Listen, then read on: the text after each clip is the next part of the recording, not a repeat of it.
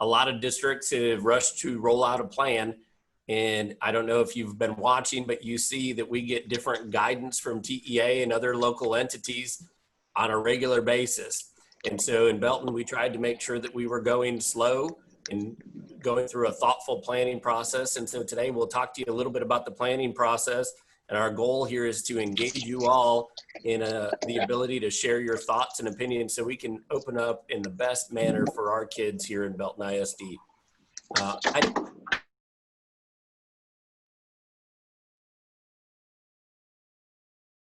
40-ish or so people on here. I don't think I've ever hosted a call with 240 people on at the same time.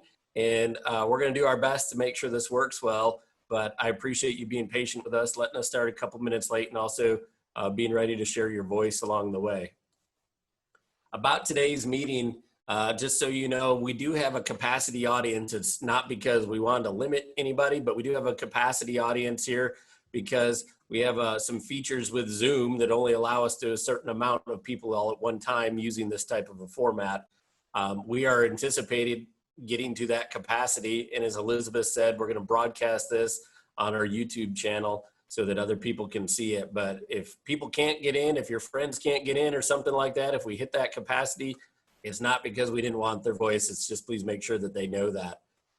Second thing is you all are going to be, or should be right now, muted. We are doing that because with 200 and some people on a call, we have to make sure that we have some kind of organization behind all of this. I apologize. We should have gone back. There we go.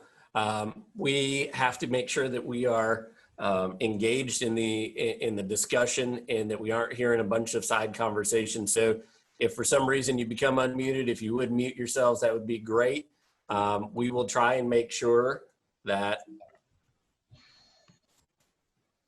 there we go. We will try and make sure that we use the raise your hand feature in all of this. So there is a feature on Zoom here that allows you to raise your hand. Raising your hand means a little wave comes up in the corner of your screen.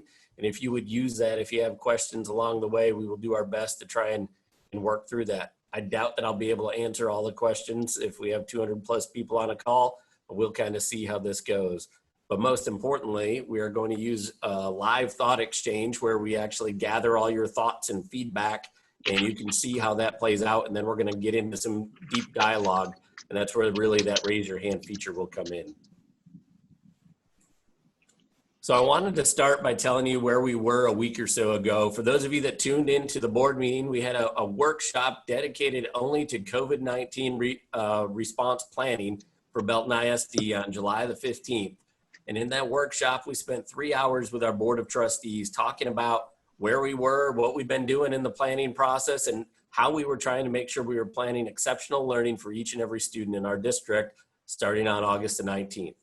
The slide that you see in front of you right now is a scale. And on that scale, that is our system response to the COVID pandemic that we're dealing with. On the left-hand side of this, you see a face-to-face scenario where if in a great world right now, we would be able to open up without any kind of additional safety precautions. COVID-19 would not be anything that we were worried about. We would just worry about how do we recover from the spring? How do we make sure we're assessing academic and wellness needs of all of our kids and our teachers? And we would support them fully. That would be the ideal opening that we would have right now. If you go all the way over on the other side to the 5 section, that would be the worst part that we could have. And that would mean that we have to go all virtual for kids, right? Meaning that we have such a health crisis going on that we have to go virtual for all kids in Belton ISD. But kind of the details that I think from a parent perspective, I need y'all to know I'm a parent as well. And from a parent perspective, the details are kind of in the middle of all of that. And we are going to engage in some of that dialogue today. On July the 15th, when we spent the 3 hours talking to our board of trustees, we were really focused on this middle area called enhanced safety precautions and the area 5 at-home learning. So TEA at that time had said that every school district in the state of Texas had to offer 5 days a week of face-to-face instruction or a virtual option for parents to consider. So that's guidance as of last week that we were working off of. We were saying we have to offer something face-to-face 5 days a week, or a parent can opt into an all virtual setting for their students. And those are the two options that every district in the state had as of last week. So then we got some updated information. As I said, things change kind of quickly. And so by Friday, July the 17th, we had a TEA commissioner phone call that happened. And on that phone call, we were provided more flexibility for school districts to actually explore other options, meaning that we might be able to talk about things like hybrid schedules. And hybrid schedules, what they might allow you to do is not have everybody attending all at the same time on the same day, so you can space students and staff out more appropriately. They also clarified that each district has the opportunity to have a phased in approach, meaning that the first 4 weeks of the school year, you could think through how you might bring 20% of your students back 1 week and then 40% of your students back another week, at the same time of offering virtual learning for everybody during that phased in approach. So on Friday, July the 17th, we were given a little more flexibility to be able to plan well as a school district to try and meet the needs of our community. We also were anticipating an announcement yesterday, and an announcement from UIL, and I know this is heavy on the hearts of a lot of our students and a lot of our parents, but UIL is the governing body for athletics in the state of Texas. And we were anticipating an announcement yesterday from UIL saying whether or not we were going to be able to continue with athletics for the fall, whether it was going to be postponed for a while, or what kind of restrictions they were going to be recommending. We did not receive that feedback yesterday as we were notified that we would, but we are anticipating that feedback coming forward. So since July the 15th, Wednesday, July the 15th, we've had some moving parts along the way. Today, so this is our feedback planning and timeline for everyone. We also engaged our community in stakeholder surveys on July the 16th. So hopefully you've gotten those surveys. As of last night, I think we had about 6,500 individual surveys completed by parents. We have about 12,200 students. And the goal was to be able to have every family fill out a survey for their individual student, so we knew what they were thinking on certain topics. These are the community and staff feedback sessions. Today and tomorrow, we're hosting sessions with our community members that you're participating in, and also our staff members, to gain feedback on some things. And then on July the 23rd, we're gonna pull our planning team, our design planning team, back together using your feedback, using the scenarios that we've already planned for, and try and make sure that we are releasing a finalized plan here on the 24th, which is at the end of this week.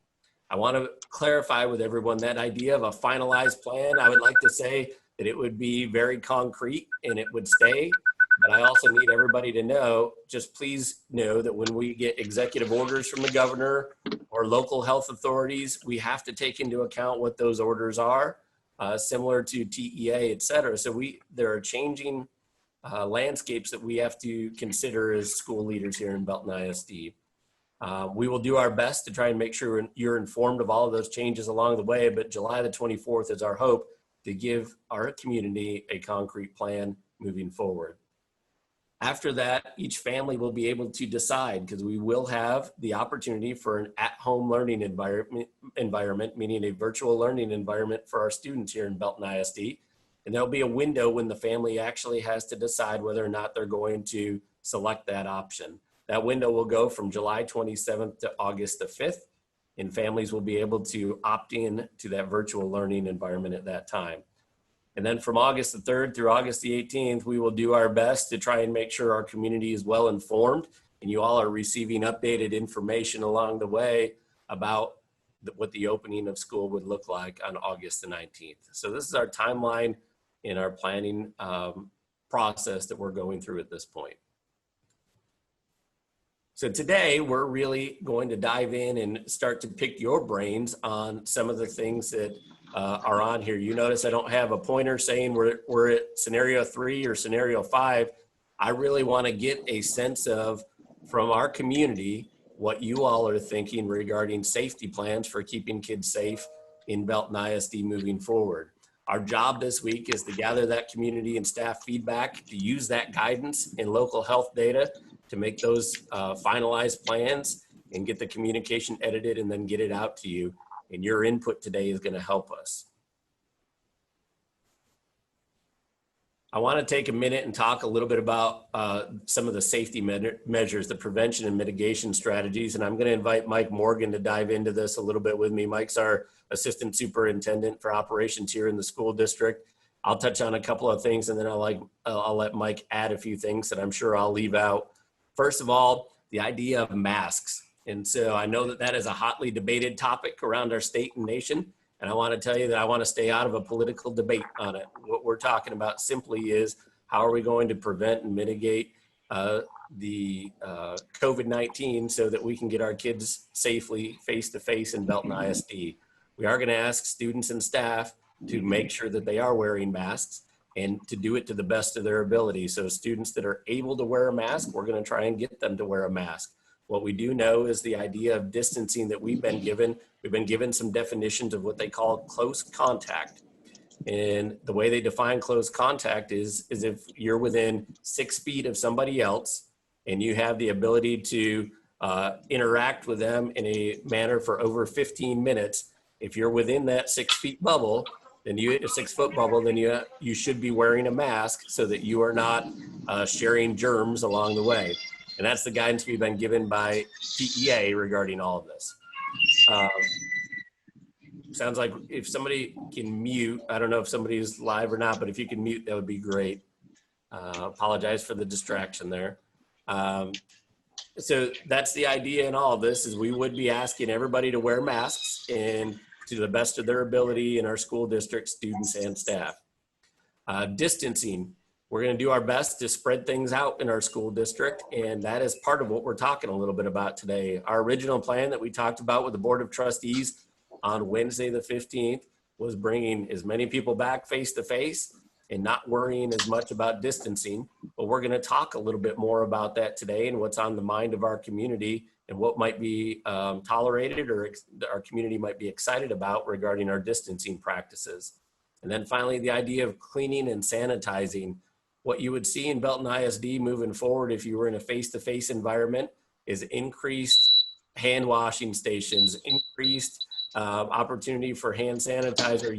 We would make sure that students have in their routines an opportunity to wash their hand. We would make sure that our custodial staff has the ability to be in for deep cleaning on a regular basis.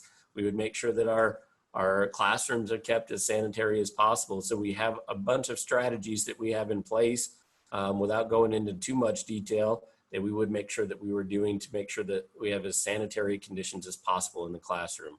Mike, did I leave anything out that you would like to add on so our community knows about? I think that hit a lot of the areas. We will look at capacity in all ways that we can, as far as cafeteria capacity, bus capacity, things like that, to ensure distancing to the greatest extent possible.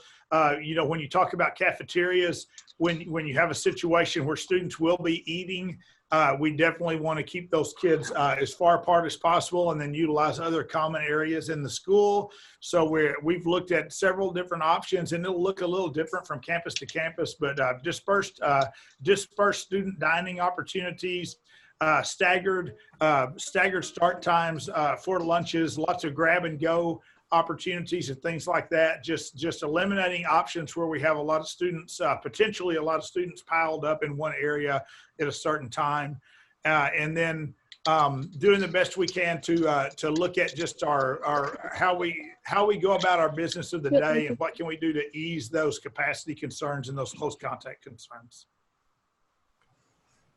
Thank you, Mike. I appreciate that. And so I want to be clear in all of this. We have those strategies that we are planning that are in place in our school district. Should we have an opening face-to-face for everyone? Let me go back a couple of slides here. I apologize. I'm having some slide issues. So we're going to dive into this really between the number 3 and number 4, that idea of enhanced safety precautions, which I talked about, everybody being back face to face and doing our best just to have hand washing stations, things like that in place, versus this idea of creating more hybrid type schedules and the ability for us to space more students out. And what that might entail is families having some students home for some period of time. So you have less capacity or less students face to face at one given time. So we're going to dive into some thought exchange questions on this. And I know that there's a lot of variables in it all, but what we're going to do when we get your thoughts, we're going to take those top thoughts that we have, and we're going to be able to dive into a little bit deeper discussion with you all on those thoughts. So I'm going to turn it over to our communications team now for that thought exchange question to help us get rolling with that.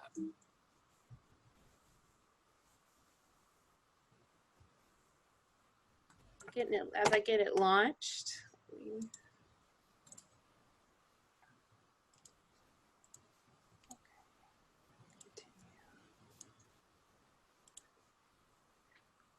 Hopefully now you can all see this thought exchange. Thought exchange is a tool that we've been using since early spring, since Dr. Smith joined us here.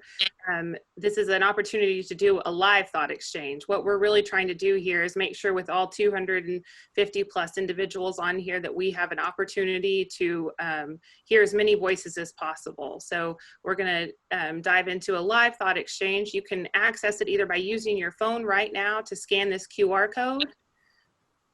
Go to the website tejoin.com, type in the number 373-066-3454, or we'll put the link into the chat feature here. And what we're looking for is for everyone to engage in a conversation with us about what is the primary safety concern or other factor that is guiding your current decision process to either select at home or at school learning for your student. Again, what is the primary safety concern or other factor that is guiding your current decision process to either select at home or at school learning for your student? I'm going to go ahead and start the timer here while we work to get folks loaded. We can see that we have about 56 participants already. Again, for those by phone that are joining us on the Zoom by phone, you can access this thought exchange live by typing in tejoin.com into any computer device or phone that has a web browser using the number 373-066-354. Clicking on the link in the chat for those that are here with us on Zoom, or using the QR code.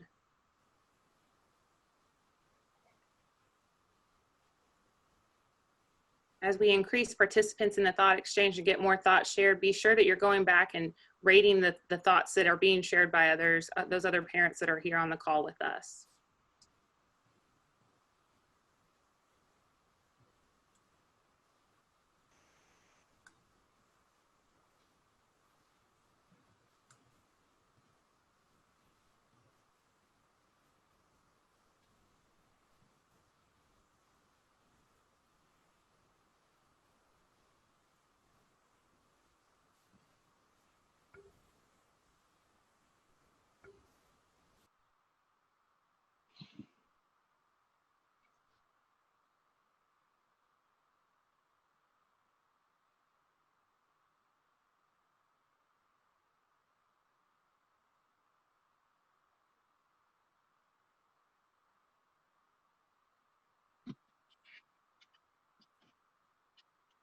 Yes, I guess I came in late, but I'm confused.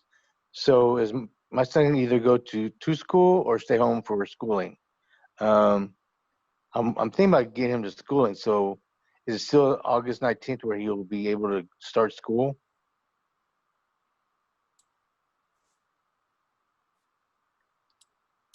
I think that's Michael Russworm. Today, the purpose of today's event is really to collect feedback. Yes, we still have every intention of starting school on August 19th. And based on current guidance, we're looking at offering at home or at school learning options for parents. Right now, we're really here trying to collect your feedback. So you can join us in the thought exchange. As soon as we get through the next 3.5 minutes as people are sharing thoughts and rating those shared by others, we're going to dive into a little bit of a deeper dialogue with the parents that are here on the call with us. Thank you so much for being here. Okay, thank you.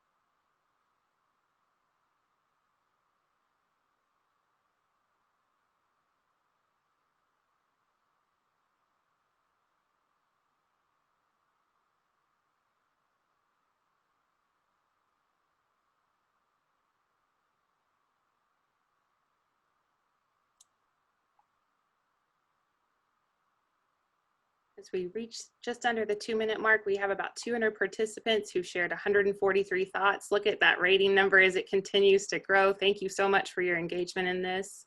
I'm going to flip over to another screen so you can see what it looks like as folks continue to enter their thoughts. We've got if you haven't been able to join us in the thought exchange, we've got the link over in the chat feature on Zoom, or you can go to tejoin.com and type in the code 373-066-354.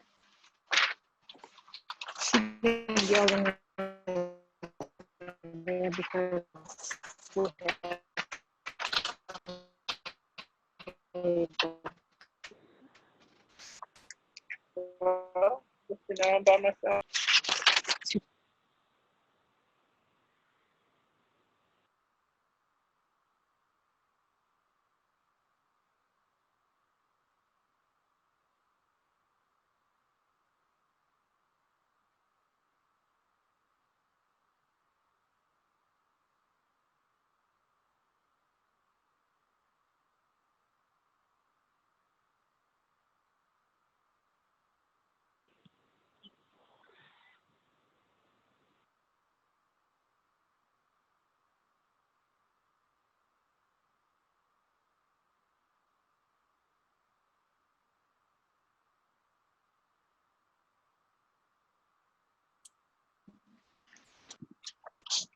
Yeah.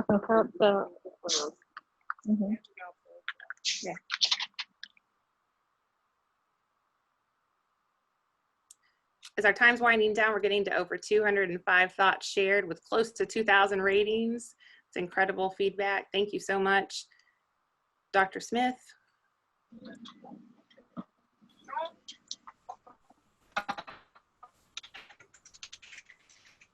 Thank you, everybody. We appreciate your time on this. And what we're going to do is we're going to talk about a couple of these top questions or thoughts that have been shared with us today and what some of those ratings have been. Again, the question was, what is the primary safety concern or other factor that's guiding your current decision process to either select at home or at school learning for your student? So to recap, I do know a couple of people that have come in a little bit late in all of this. We do plan to have an all virtual option. We would call that at home learning. And we do plan to have an at school learning environment. And we're trying to make sure that we are planning appropriately for our community. So today is really about the feedback from our community to make sure that those plans are solid before we roll them out this week. A couple things, we'll start right off at the top with class size. If you shared the class size comment, would you tell me a little bit about what was on your mind regarding class size?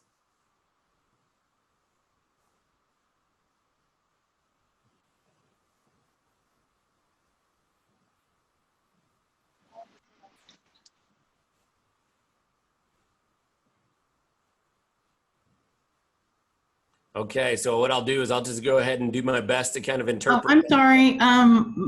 I was just concerned on the number of students going to be allowed in each classroom. Great, thank you, Grace. I appreciate that thought. And what we'll do is we'll talk a little bit about that right now. Again, the guidance that we had last week was that there wasn't a limit on the number of students that we had in a classroom. And the guidance that we have this week allows us to make some changes to that and to be able to say that we could space things out a little bit more and create some kind of a hybrid schedule to ensure that we have a smaller group of students for contact tracing if in the event a student or a teacher tests positive for COVID, and also to make sure we are able to keep a bigger distance between students. Class size is one of those things that we will definitely keep in mind, and that's one of the things that we're exploring in this planning process.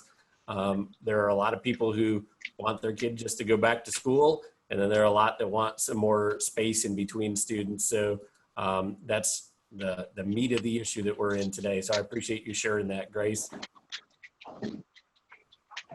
Let's talk a little bit about that next question. What plans does BISD have in place for those, i.e. teachers, that test positive for COVID? Mr. Morgan, would you dive in a little bit about what our process would be? And Mr. Schiller, you might be able to add on to that as well. If a staff member tests positive for COVID, how do we handle it, or how are we planning to handle it in Belton ISD? Todd, do you want me to go first, or do you want to go first on this one? Yeah, I definitely can go. So we are asking all staff to kind of do a self-screening at home before they report to work, making sure that they do not have any of the symptoms that are related to COVID-19.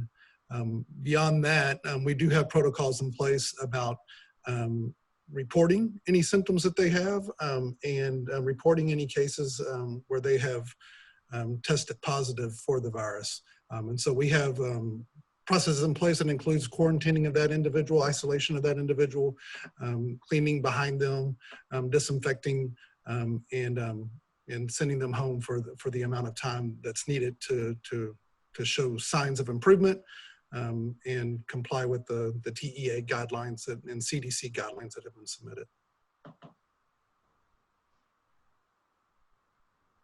I'll just add a little into that as well, is that, you know, the one of the most difficult questions to answer, and that we've all struggled with ever since the spring, has been, how is this going to work? You know, if one person either tests positive or has symptoms, who is going to be affected by that, and who's going to have to go home by that? And really, with for the first time, that was defined for us by our organizing or our governmental body, the Texas Education Agency, last week, where it did define what close contact was. It did define what mask wearing, what the impact that mask wearing would have on close contact. And that as we did our contact tracing after a positive case or a likely positive case, kind of what those rules would be. And we covered those pretty in depth at the workshop last week. And we do have some resources available from that can be seen, where we kind of went through a whole chart of what contact tracing and what the different levels of exposure would mean for those that they came into contact with. Thank you both. I appreciate that. And let's dive into that next question if we could. We already talked a little bit about class size. We'll go into the quality of instruction. We didn't find online learning as it was presented in the spring to be as effective as in-person learning for our child. So a couple of comments about that. We are very proud of what we were able to do in Belton ISD in the spring, because it was an emergency situation. And we're very thankful for our leaders and our teachers that were able to get something up and going. But we also know that we learned a lot during that time about what we can do and can't do. And we need to make sure that we provide a higher rigor experience for our kids if they choose an online learning option, or, in our words, an at-home learning option for Belton ISD.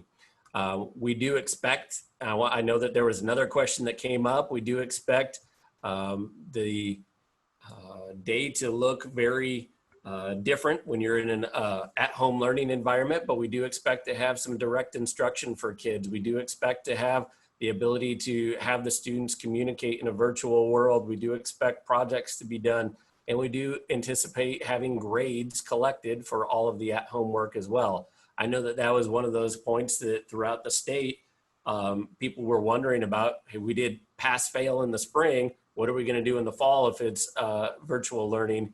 And our intent in Belton ISD is to make sure that we are collecting grades just like we would for students who are face-to-face. So again, that quality of instruction question, thank you for submitting that. We're going to keep working to make sure that that is the highest quality. The way we've been talking about it is we want an exceptional learning experience for our kids, no matter what learning environment they're in, whether they're at home or whether they're face-to-face. Our job is to create something exceptional for our kids, and that's what we're working on. I see another comment there that says, my child's education, my students need direct instruction. I think I hit that a little bit in the last comment that I made. We're planning to make sure that students have some direct instruction. That means synchronous instruction. You'll hear that word sometimes. And some asynchronous instruction, which means self-guided work if you're in a virtual world. Obviously, if you're face-to-face, direct instruction would be easy to accomplish in that area. Let's see. Let's address the sanitized piece. I know that it says, I know that we will start off the year as sanitized as possible. My concern would be how we maintain that high level of sanitation.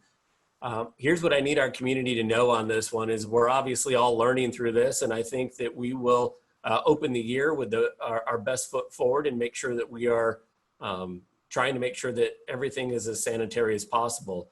Our goal in all of this, though, is to learn every day and improve every day and not actually take a step backward in all of this. So our goal would be to make sure that we are learning about our sanitation practices and continually refining those practices to maintain that sanitation level in our schools.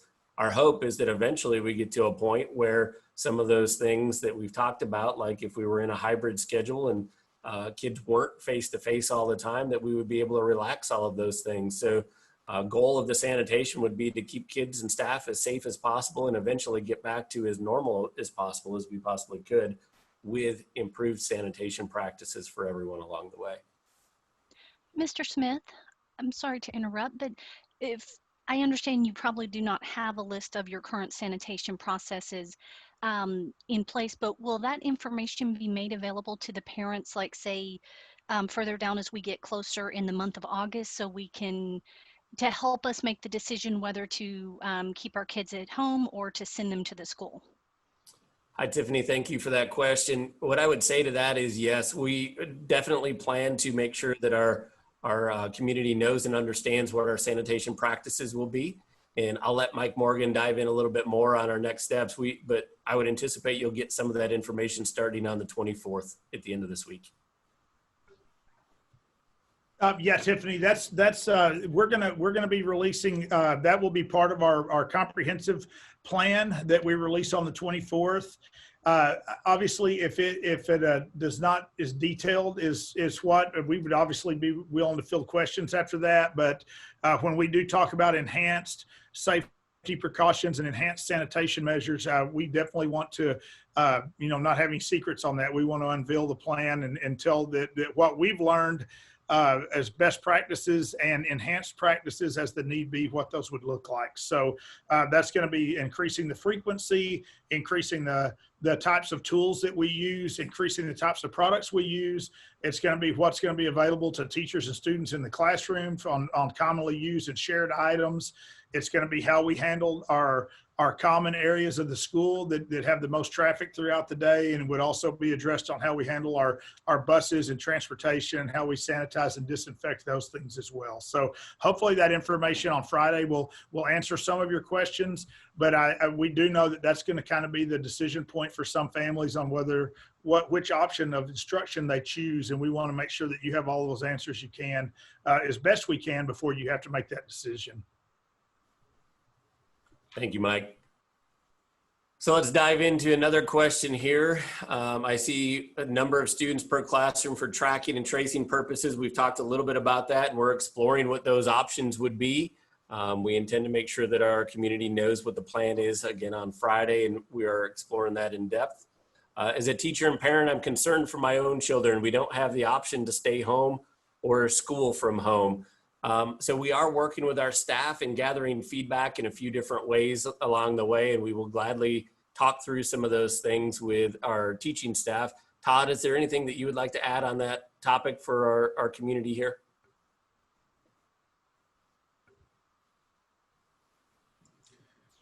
No, I would just echo that. We are talking with our staff, and we're getting feedback from them and trying to determine what's the best approach for that. So.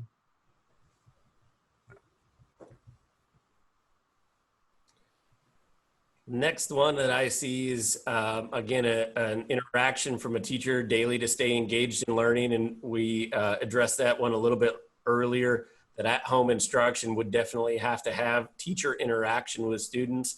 It wouldn't be asynchronous only. We would make sure that we have synchronous options as well in all of this so that our teachers can stay connected with our kids.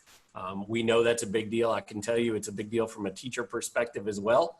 I know it's a big deal from a parent perspective, but we're going to make sure that we get that interaction on a regular basis. Elizabeth and team, if you would, I see a few hands raised. Would you kind of go through a process? I can't see the people that might have hands raised. And if you go through and get a couple of people that have their hands raised, we will go ahead and try and address some of the questions. Can you see those?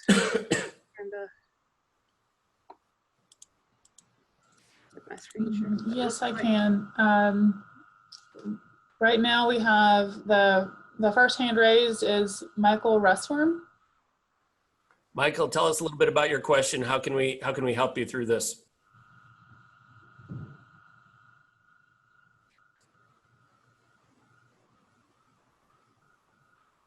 All right, I think we lost Michael. Who do we have next, Becca? Michelle Westbrook. Michelle, Yes, what's your question? thank you.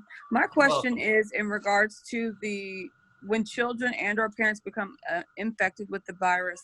You stated some different verbiage that I've heard about when they can return.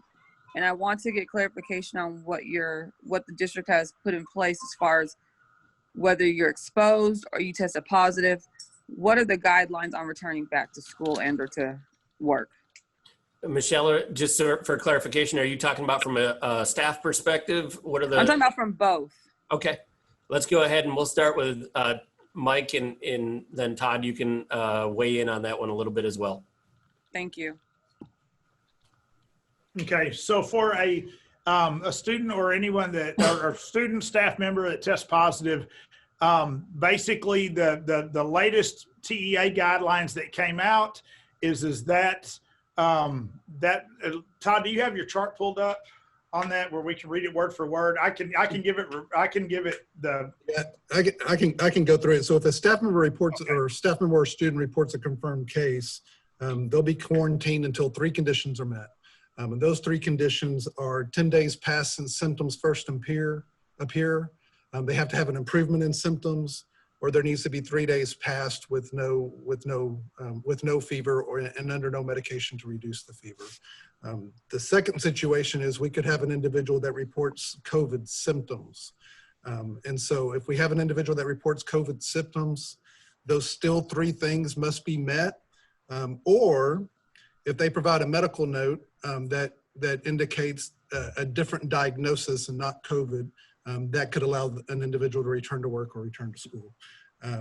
Or another thing could happen, they could report 2 separate confirmation of negative tests over a 24 or longer than a 24-hour period, and that could also allow them to return back to work. There's also, if they've been in close contact with an individual, we'll quarantine the individual for 14 days as well. So that's kind of the TEA and CDC recommendations, and those are the recommendations that we're following at this time. And I will add that, you know, if we have individuals that would have been within that 6 foot without wearing a mask, there's contact tracing that we do, and we'll quarantine any individuals that are less than 6 feet without wearing a mask. Great, thank you, Mike. Thank you, Todd. And Becca, another question. Let's go ahead and see if we can answer another one here. The next person with their hand raised is Ellen Leinart. Ellen, Hello. how can we help you, Ellen? I was just worried about the testing for if they're at home learning. What would they be doing for testing? Would they be doing the testing at home, or would they have to go into school to do that? Because it kind of seems like it's pointless keeping them at home if we're going to send them in for testing. Yeah, so a couple of things on that, Helen. I appreciate that question. There's 2 things that I need you to know. First of all, the at-home learning environment, we are working with TEA. TEA provides us guidance on all of the things like STAR testing, and I assume that's what you're referring to. Our STAR testing windows are in the spring, and in the springtime, we want to make sure that we hopefully are in a face-to-face scenario by that time, but we will work with TEA guidance to make sure our families that are opting for an at-home learning environment have the best possible testing situation. I can't tell you right now whether or not there is guidance from TEA of what that looks like in the at-home learning environment, and we have to wait for them to help guide us to. Okay, because we're retaining a tutor for our children because we're deciding to go with the online learning. So we're hoping that maybe that can keep them ahead. We've retained her from the UMHB, and I'm wondering whether that might be something that a lot of other parents might be interested in doing too. So they have a tutor at home. Here's what I would say on that. I appreciate, whatever families need to do to support their students, I support, obviously, but I think a couple of things to note along the way. We need to make sure that everybody understands our virtual learning environment this year is going to be different than it was last year. And so that rigorous experience, we are hoping that that should enable our students to thrive in Belton ISD and not actually take a step backward. And I know that was on everyone's mind in the spring. The second thing is we want to make sure that our teachers have that face-to-face interaction on a regular basis so they can address those learning concerns that parents have. And so if there's tutoring options that you feel you need outside of the school system, we support that fully, but I need you to hear loud and clear, our goal in Belton ISD is to make sure you're being supported well inside the school system. The last thing I would say on that is that my hope is that STAR testing ends up being waived for the year. I do not think that STAR testing in the middle of a pandemic is needed. I think that the best assessments are the teachers' assessments that they do in the classroom, because those are more formative type feedback for our teachers and for our students. STAR testing shouldn't be the driving factor in all of it for everything here. And I am hopeful that TEA will realize that along the way. But again, that's an option that they're going to have to weigh in on. Let's take one more question if we could, Becca.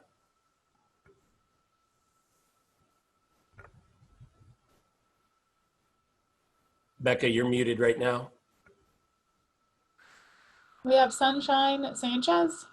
If you're on, if you would unmute yourself. Yes. My question is that my children are very young and they're still working on penmanship and reading and all of that.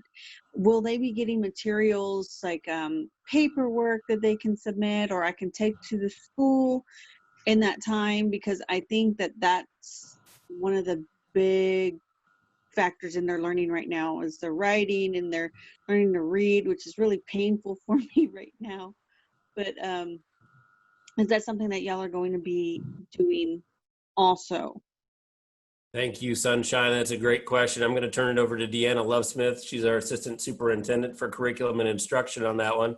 And I'll let her talk to you a little bit about what this could look like. And I think that might answer some of the other questions I think that are popping up here. Is what does this online world kind of look like? So Deanna, can you take it? Yes, so we are going to use 3 different platforms that we feel are the most age appropriate for students. Seesaw for our earliest learners. We've actually been using that with our summer school kindergartners and seeing some incredible things. So we'll have opportunities where a teacher will meet with your child online. They'll deliver that virtual instruction, but yet face-to-face. They'll ask kids to complete assignments, maybe show their work on their handwriting, and then those students are able to show it to the teacher, show it to their classmates, have discussions with their classmates, and also upload that work.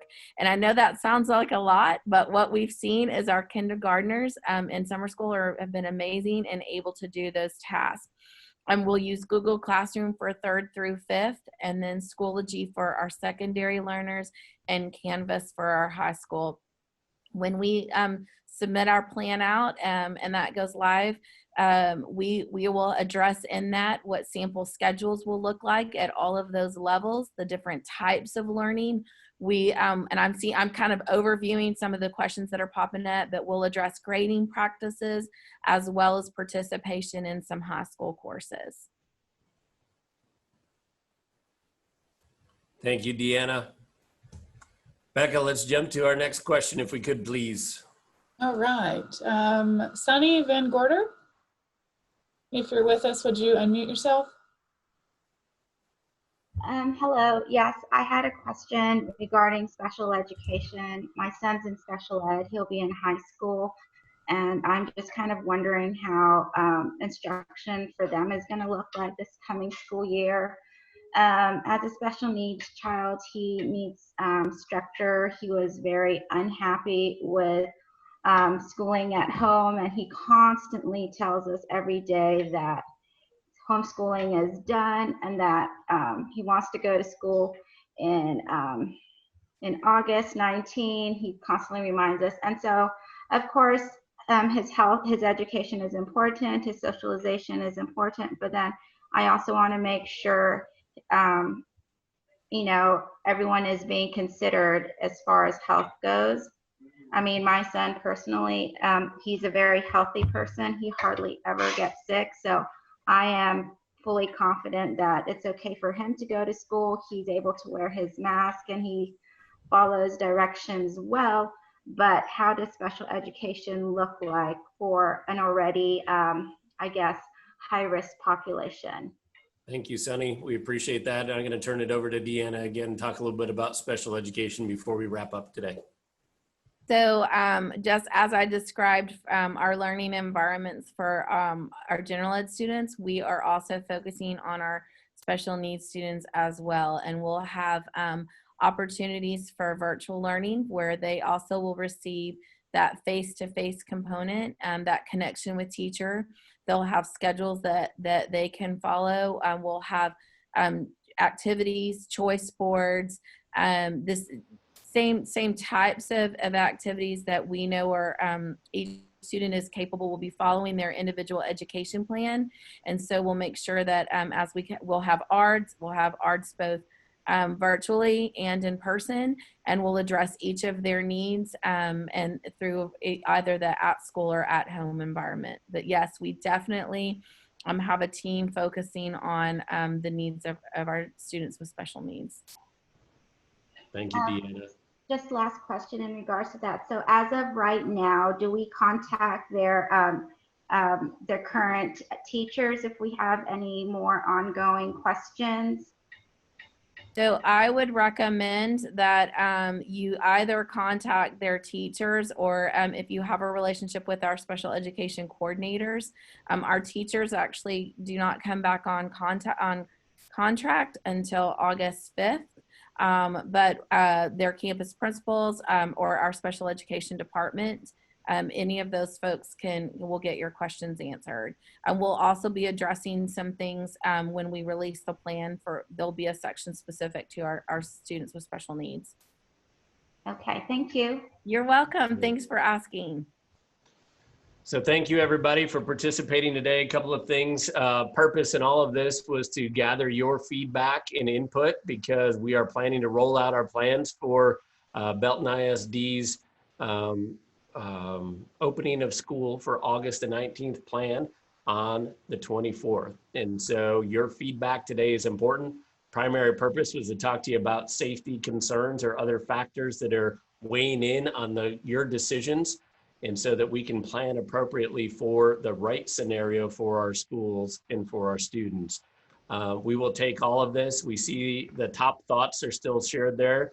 I would categorize those as the safety and sanitation type practices, the quality of instruction, and then the idea of how do we limit size of classes and make sure that we're keeping kids safe.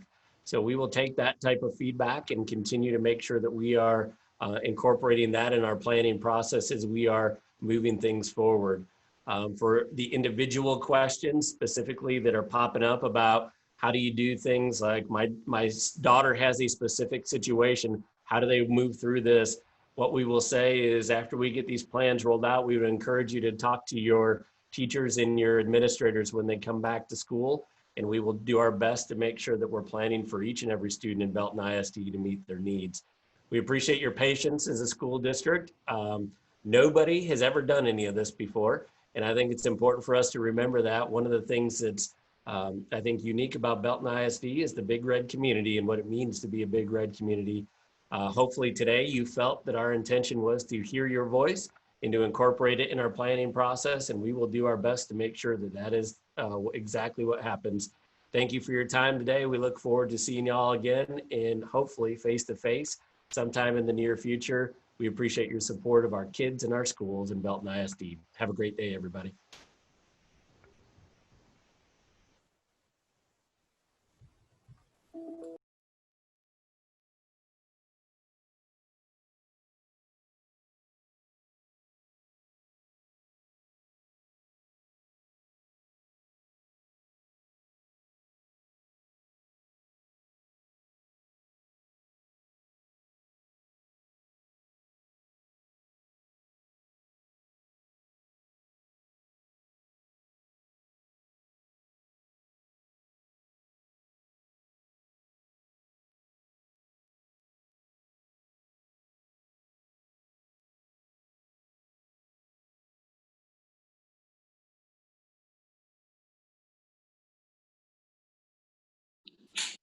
Thank y'all, ma'am. This was very knowledgeable for us.